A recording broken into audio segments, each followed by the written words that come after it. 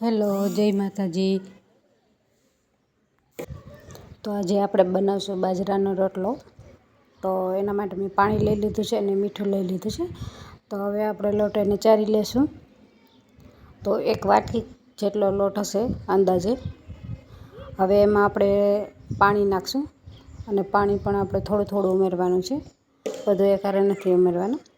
તો થોડું થોડું પાણી ઉમેરી અને મિક્સ કરશું. તો તમે જોવો છો કે હું કેવી રીતના લોટ બાંધું છું.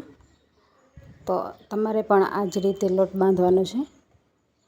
એકદમ હળવા હાથે લોટ બાંધવાનો છે અને એકદમ સરસ રીતે એને મિક્સ કરવાનું છે. તો તમે પણ આ જ રીતે મિક્સ કરજો.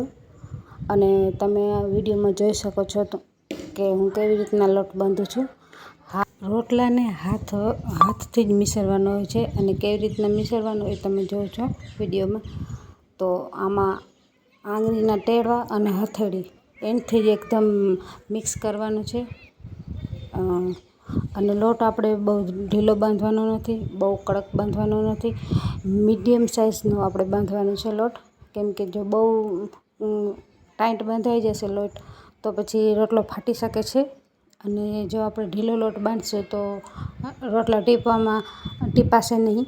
એટલા માટે તો આપણે મીડિયમ લોટ રાખવાનો છે. તો તમે જોવો છો વિડીયોમાં કેવી રીતના હું મિક્સ કરું છું. તમારે પણ આમ જ જો તમારે રોટલો ઉપસાવવો હોય તો તમે આ રીતથી લોટ બાંધશો ને એટલે તમારો રોટલો ઉપસશે અને મસ્ત એકદમ ગોળ થાય. તો તમે જો અને આવી રીતના આપણે ગોળ આવી રીતના બનાવી લીધું છે. હવે આમ આપણે ઊંડો કરશું. જેટલો ઊંડો થાય ને એટલો તમને રોટલો ટીપવામાં સહેલો પડશે. મોટો થઈ જાય એટલે રોટલો ઓછો ટીપવો પડશે, એ ફાયદો થાય.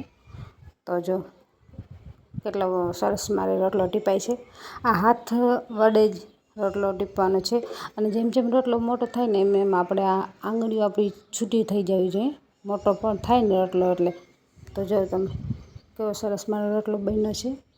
જો તમારે પણ આવો રોટલો બનાવો તો મેં કીધું એ પ્રમાણે તમે બનાવજો એટલે ચોક્કસ તમારો રોટલો સરસ મજાનો બનશે.